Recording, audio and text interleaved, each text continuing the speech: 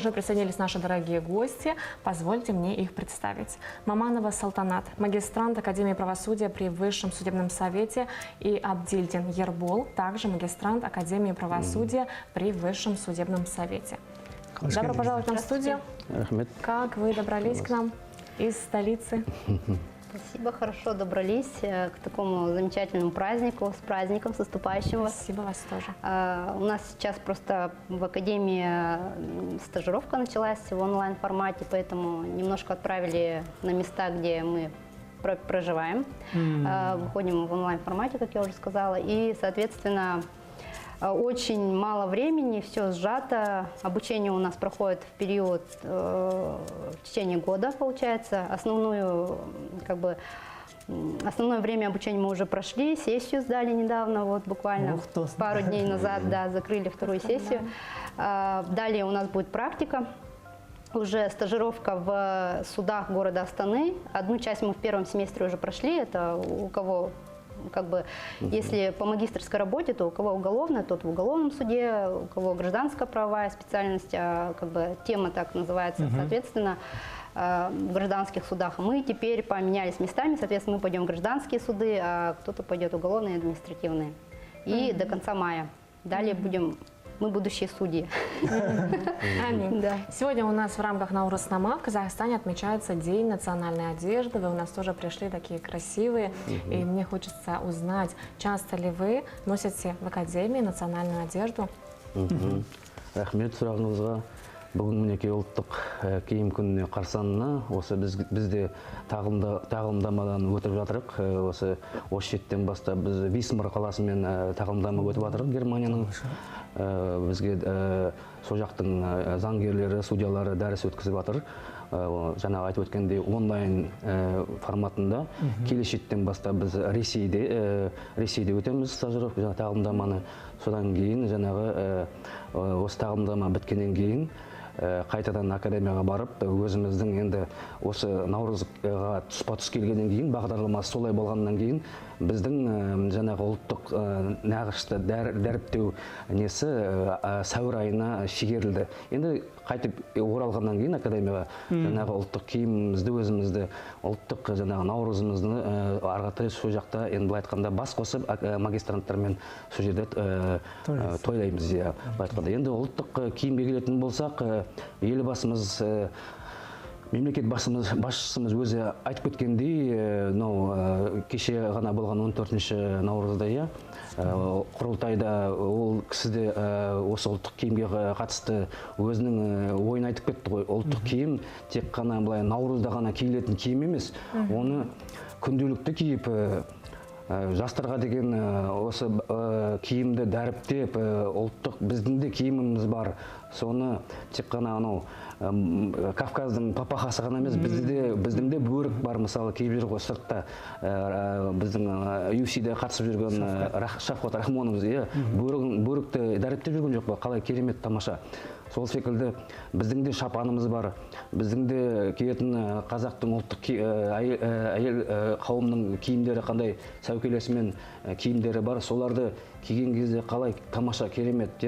Соны дәріптеу жастардың арасында үлкен жұмыс жүргізсе, және тек қана жаңа айтып өткендей мемлекеттік осындай Наурызда ғана емес, басқа да өзіміздің тойларда қонаққа барған кезде киіп жүрсе, немесе жұмысқа барып киіп жүрсе, оның артықшылығы жоқ, әрине. Оны жастардың арасында көру, дәріптеу дұрыс деп санаймын мен. Тамаша, керемет. Да, Ербол Мырза солидарен с нашим мнением, что национальную одежду нужно носить не только в прекраснейший праздник Наурыз, но также и в повседневной жизни. Судя по вашим словам, Академия правосудия при Высшем судебном совете активно готовится к Наурызу. Расскажите, что происходит в вашей академии? Да, у нас уже цикл мероприятий начался, соответственно, как вот Академия правосудия при Высшем судебном совете, она почему при находится, потому что она при Высшем судебном совете есть Высший судебный совет, который занимается кадровыми вопросами касательно судебной деятельности, то есть это назначение на должность судьи, это увольнение с должности судьи, это, соответственно, выход в отставку. Всеми этими мероприятиями, также кадровыми вопросами, кадровыми и именно постановка на резерв, соответственно, занимается также Высший судебный совет. Академия в прошлом году, до апреля месяца прошлого года, состояла при Верховном суде. То есть далее ее, видимо, решили передать в Высший судебный совет, потому что Верховный суд занимается все-таки правосудием, непосредственно судебной деятельностью, а кадровыми вопросами занимается другая организация. И мы считаем, что, наверное, это все-таки правильно было передать Академию в ведомство Высшего судебного совета. Соответственно, с тех пор мы уже, соответственно, обучающиеся магистранты при Высшем судебном совете, первые, когда уже поменяли нам, да, получается, руководство, она как бы находится в ведении, соответственно, всеми вопросами занимается Высший судебный совет, и это правильно, потому что нас же подготавливают профессорско-преподавательский состав, потому что можно, в принципе, напрямую назначиться судьями через Высший судебный совет, также сдать тесты, эссе написать, находясь при этом у себя на работе. Вот. А можно поступить через Академию и, соответственно, также назначиться. Мы считаем, что это намного правильнее, потому что подготовка через Академию, она намного, как вам сказать, сильная, наверное, сама по себе эффективнее, да, потому что это же лекции, это семинары, воочию, получается, учат писать процессуальные документы. Это очень важно. Те, которые назначаются судьи через вот напрямую, через ВСС, ну, они же, если этот человек пришел, получается, не из судебной деятельности, ему намного будет сложнее входить в профессию. А нам, соответственно, будет, наверное, полегче в этом плане, намного легче, потому что профессорский, преподавательский состав очень сильный. И вернемся, если к празднику, то, соответственно, определенный цикл мероприятий уже прошел. У нас непосредственно в Академии был недавно турнир 2 дня назад. Турнир, в котором участвовали представители Высшего судебного совета, аппарата Высшего судебного совета, представители нашей Академии, преподаватели. И, соответственно, наши однокурсники, магистранты. Был такой большой турнир по волейболу, был кубок председателя Высшего судебного совета. Соответственно, было весело, задорно. У нас просто обучение – это не только обучение. Соответственно, подготовка к празднику, приурочили, и было очень, как бы, очень интересно. И все у нас опубликовано, соответственно, можно даже ознакомиться, посмотреть. И еще, конечно, цикл мероприятий – это когда уже у нас семинары были, само по себе работа с населением также проходит. Мы же все юристы, соответственно, к нам обычно обращаются за помощью как к юристам сами люди. А в преддверии праздника это само собой разумеющееся, как бы, оказывать такую помощь. В целом вот. Вот так. Если говорить о Наурыз, да, это передает нам определенные традиционные ценности. А если говорить о вашей работе, и это все сделать некоторое звучание, есть ли определенные принципы в вашей работе, правосудии, работы судей, которые созвучны с Наурызом, с нашими традиционными ценностями казахского народа? Да, конечно. Принципы правосудия, какие у нас они есть? Это принцип равноправия, принцип справедливости, открытости, гласности. Они напрямую взаимодействуют с праздником Наурыз. Почему? Потому что этот же праздник, он такой светлый, весенний, открытый, подразумевает под собой мир, согласие. Наша система правосудия, она призвана решать проблемы, определенные вопросы. Туда приходят люди, чтобы решить конкретный вопрос, тот или иной, например. Да? А Наурыз, соответственно, это такое, видите, праздник, когда необходимо примириться, прийти к какому-то единому мнению. Да? Соответственно, эти принципы правосудия, равноправия, гласности, открытости, они очень напрямую взаимодействуют. Почему еще и гласности? В настоящее время, наверное, вы как представители СМИ сами знаете, наверное, что то, что гласно, оно имеет первостепенную важность. В принципе, сейчас очень мир открытый, лояльный, и когда она появляется, когда люди видят эту проблему, стараются как-то всеобще ее решить. Вот. Ну, у судей уже это точно как бы выражается. Да, слушаю вас, вы так с такой гордостью отзываетесь о вашей Академии правосудия. Мне интересно, Ербол Мырза, как вы решили поступить и стать магистрантом Академии правосудия при Высшем судебном совете? Енді жаңағы академияның ол жайдан жай кездейсоқ нәрсе емес шығар. Енді шынымен де өзім заңгерді жолын таңдағаннан кейін заңгер болып, заң саласында осы мемлекеттік қызметте атқарып жүргеннен кейін, заң шынының, енді мынау заң шынының үлкені, енді биігі бұл сот саласы болып саналады. Сондықтан енді әр заңгердің судья болу арманы шығар, әрине. Әлі мемлекеттік қызметте сотта істеп жүрген қызметкерлердің бұл енді шыңы болғандықтан. Сондықтан енді бұл ондай ойлар болды, қалай болашақта судья боламын, сот боламын деген. Сол жолмен жүрген кезде енді таныстарымның арасында, туыстарымның арасында осы академияны естіп, осы академияға түскен кісілерден көріп, соны тамамдап, қазіргі таңда сот болып жұмыс істеп жүр. Өз көзімен көргеннен кейін, бұның ашықтығы академияның соншалықты, былай айтқанда, күштілердің күштісі барады. Енді жаңағындай тәжірибесі мол, жасы жеткен, оның өзінің нелері бар талаптары, 30-ға толған, 5 жыл кемінде жұмыс өтілі бар. Сондай өмір бір көз қарасы толық нығайған сол кісілерді қабылдап, арғатай соны көргеннен кейін, мен өзім сол бел буып, осы академияға түсейін деп, соған былтыр құжаттарымды тапсырып, өтіп түстім. Құдай қаласа енді 10 айдың ішінде өзіміз академияның осы экзаменді жақсы тапсырғаннан кейін, емтиханымызды бізге дипломымызды береді. Содан кейін бұның академияның артықшылығы айта кететін, жаңа айтып кетті әріптесім, бізде сот болу үшін 2 жол бар. Бірінші жалпы негізде және академия арқылы. Енді академия арқылы түскен магистранттардың артықшылығы басқа жалпы негізден. Бұл біз жаңағы стажировка дейді ғой, тағылымдамадан 6 ай өтпейміз. Біз жаңағындай оқып жүріп, соттың ішінде практикаға жаңағы негізделі отырып, оқып жүріп, сол соттардың ішінде оқып жүреміз де бірге практикасын өтіп, содан кейін шыңдалып, айтқанда, шыңдалып, дайын судья ретінде дипломымызды аламыз. То есть біз стажировкаға өтпейміз, жалпы негізде былай дипломымызды алып, конкурсқа тікелей қатысамыз. Сол артықшылығы, соны көріп отырып, магистратураға түсіп, биыл Қостанайдан біраз, былай айтқанда, 10 шақты кісі бар, 10 шақты кісі. Большое количество для академии. Биыл айта кетсек, енді өзі 60 орын бөлінген ғой, негізі мемлекеттік тапсырыс бойынша 60 орын беріледі. Қалғаны енді ақылы негізінде жүргізіледі.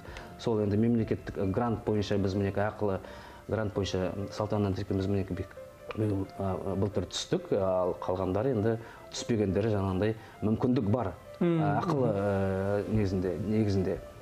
Сол осы академияны енді алдағы уақытта бітіріп, судья болуға үміткеріміз. Тамаша, керемет. Елге деген қызметтеріңіз өсе берсін, өркендей берсін. Бұдан артық біз қандай тілек айта аламыз. Дәл осы тұста қателеспесем көп түскен қоңырау бар екен, қабылдап алсақ. Да, наши коллеги нам говорят, что позвонил наш дорогой телезритель. Здравствуйте, мы вас слушаем. Қайырлы күн. Қайырлы күн, здравствуйте. Я хочу поздравить всех с наступающим Жан-Мажилом, по восточному календарю. Весь тюркский народ ждет, встречает Наурыз. Это и праздник весеннего равнодействия, и всю коллегию, всех коллег, работников наших канала Кустанай хочу поздравить с праздником. Ну и в эти праздничные дни, в Наурыз, у меня, значит, день рождения. Не у меня, у моей подруги Людмилы Акимовны и у сестры Умуджаны Айжановны. Хочу поздравить. Можно, да, стихами? Арине. Желаю всем, конечно, в первую очередь именинникам и всем, потому что это праздник общий наш. Желаю счастья и добра. И вечной юности цветения. Пусть будет жизнь наша полна любви, надежды и терпения. И пусть сбываются мечты и все заветные желания. Наурыз құтты болсын, ақ мол болсын, отбасы аман болсын. Аман болайық. Рахмет. А как вас зовут? Откуда вы нам звоните? Все. Мы также поздравляем, ваших именинников, дорогих людей. Пусть у вас будет сегодня хорошее настроение в такой прекрасный праздник, праздновать день рождения. Я думаю, особенно приятно, поэтому крепкого вам здоровья и счастливого. Да, біз де шын жүректен қосыламыз. Счастливого. Чего? Жизни. Счастливой жизни. Бәрекелді, құрметті достар, құтты болсын дейміз. Осылай хабарласып отырыңыздар, қуанышыңызбен бөлісіп отырыңыздар, қуанышты бөліссек көбейеді дейді қазақ атамыз. Сондықтан біз студиямызда біз бар, біздің құрметті қонақтарымыз бар. Әлбетте тілекшіміз. Құтты болсын туған күндеріңіз, қуаныштарыңыз, мерекелеріңіз. Енді сұхбатымызды ары қарай жалғастырайық. Ербол мырза, сіз үшін Наурыз мерекесі бұл қандай мереке? Енді әлбетте сіздердің жолдарыңыз бөлек, жұмыстарыңыз одан бетер бөлек, қиын, жауапты жұмыс десек те енді мерекелік көңіл-күй болғандықтан бұл жайлы да сұрамасқа болмайды енді. Әрине, бұл да Наурыз мейрамы енді жаңа жыл секілді отбасылық мейрам ғой. Енді отбасымызбен біз оқуда жүргеннен кейін отбасымызға қосылып, мінекей отбасымызбен әрине ет асып, туыстарымызды жинап, былай айтқанда көрісіп, құшақтасып, сырласып деген сияқты әңгіме дастархан басында осында көңілмен өткізетін мейрамдардың бірі енді. Наурыз мейрамы енді біздің жұмысқа қоса кете айтатын болсақ, бұл енді жаңағы көрісіп, бұрынғы туыстармен, немесе достарымен көріспегеніне көрісіп, соларды немесе біреудің ренжіс болса, солармен ренжішіңді тастап, солармен татуласу ең бастысы. Татуласып, солармен өзіңнің неңді ішкі бұрынғы ренжісің болса, ренжішіңді қайтару деген, өзіңді соған келтіру, соған даярлау. Біздің жұмысымызда да сол ғой. Егер де екі жақ бір-бірімен ұрысып, керісіп қалып жатса, сол кісілерді бір-біріне татуластырып, бір-біріне жаман көзқарастарын дұрыстап, дұрыс жолға түсіру. Сондықтан Наурыз деген бұл тек қана жаңа мейраммен біздің жұмыспен келтірсек, бұл енді татуластықтың белгісі, бірлестіктің белгісі, енді жаңағы молшылықтың белгісі деп айтамыз. Ет асып, дастархан басында сырласып, көңілдесіп, сол деп түсінемін мен. Тамаша, өте керемет. Да, до этого Ербол Мырза нам рассказывал о том, как он решил стать магистрантом Академии правосудия. Хочется задать такой же вопрос Салтанат. Ну, у меня немножко другой путь, наверное, был. Мы вообще коллеги с Ерболом. Работаем в департаменте юстиции Костанайской области, соответственно. Правда, в разных зданиях были, он как судебный исполнитель, я в основном аппарате сидела, работала. Оказывается, действительно, каждый решил поступать в академию, и путь мы пришли разный, но пришли в одно место и вместе. Я вообще закончила Уральскую государственную юридическую академию в городе Екатеринбурге в 2010 году. После школы имеется в виду. Это Свердловский юридический институт, наверное, кто-то знает. Хороший вуз. Вообще специальность у меня судебная была тогда. Там на специальности делили, я ее окончила, но когда закончила академию, решила себя попробовать в другой сфере. Соответственно, ушла на государственную службу не в суд, а уже по юстиции именно. У меня и институт юстиции также был. Вот. Но человек живет, развивается, да, как личность, как профессионально, соответственно. И мы, юристы, понимаем, что высшая ступень у нас профессиональная, карьерная – это стать судьей. Вообще мысль прям такая не была, конечно, каждый день, что я прям хочу, обязательно стану. Она пришла, можно сказать, спонтанно, как вот Ербол уже говорил, окружение, да. Я еще веду рубрику еженедельную в республиканской газете, юридическая колонка у меня своя есть. Соответственно, писала статьи, каждую неделю пишу на разную тематику, уголовно-правовая, гражданско-правовая. И таким образом, наверное, подготовилась. Тем более, когда окружение говорят, у тебя получится, есть такая академия, попробуй закинь документы. И, ты бы не хотела стать судьей. Это как, знаете, Турсунбек в своей пародии как-то говорил, когда про выборы президента. Когда идешь, тебе говорят, да, ты президент, и он уже на 5-й день просыпается, он себе представил галстуки, да, такой идет и уже как президент. И мне, когда каждый день родные, близкие говорят, да, друзья, почему бы ты себя в мантии видишь, в один прекрасный день просыпаешься, думаешь, почему бы нет? Попробовать же можно. А люди действительно годами туда поступают, оказывается, у многих мечта, прям вот цель, не вижу препятствий, это называется. У меня же подготовка была, это вот написание данных статей, я когда к ним пишу, я очень подхожу серьезно, большой материал читаю, обрабатываю, соответственно, это и было, наверное, польза такой для меня. и поступила на грант, получается. Вообще я не рассчитывала, что все говорили сложно, высокие требования, они действительно высокие. Думала, ну в этом году не получится, значит вообще не мое, подумала я. Оказалось, что да, вышло так, что новость первая о том, что я поступила на грант, я вот от Ербола узнала. Как-то потому, что когда мы на работу приехали, там же не быстро. Первый цикл мы этап здесь сдавали, тестирование на базе центров тестирования. Второй этап – это написание кейсов и, соответственно, эссе, да, эссе это как сочинение, можно сказать. Тоже на тему правосудия, они все утверждают. И это надо было приезжать в Астану. И мы были в Астане, закончили с экзаменом, приехали обратно и узнали о том, что поступили, оказывается. 60 всего мест было на грант, а поступающих было больше 900. 900 чем-то было, да, человек. Понимаете, мы, например, на государственной службе работаем, соответственно, у нас было право закинуть документы на участие в гранте. А те, кто, получается, хочет учиться, обучаться в академии, но не работает на государственной службе, адвокаты, нотариусы, им необходимо за свой счет, получается, обучаться. Соответственно, у них немножко другой конкурс был. И в этом году, вот в наше обучение, в этот период, 60 у нас обучается по гранту, 40 по договору. А вообще Высший судебный совет планирует со следующим поступлением уже открыть двери, получается, участие в гранте уже всех тех, кто не является государственными служащими, шире открыть двери, соответственно, пополнить кадровый резерв. Тамаша. Енді бізге берілген уақыт өкінішке қарай бітті деп жатыр құлағымызға, сондықтан осы жерден өкінішке қарай сұхбатымызды қимай тоқтатуға тура келіп тұр. Сіздерге көп рахмет, алтын уақыттарыңызды бөліп осындай тың тамаша ақпаратпен бөлісіп келгендеріңіз үшін. Сіздерге де еңбектеріңізге жеміс тілейміз, наурыз құтты болсын, елге келіп арқа-жарқа болып кішкене отбасыларыңызбен қауышып жатыр екенсіздер. Ұзағынан болсын дейміз, жақсылық болсын деген. Рахмет. Спасибо большое, что к нам пришли. Мы желаем вам успеха в вашей работе, в вашем обучении, чтобы мы уже вас потом видели на месте судьи. Да, аминь.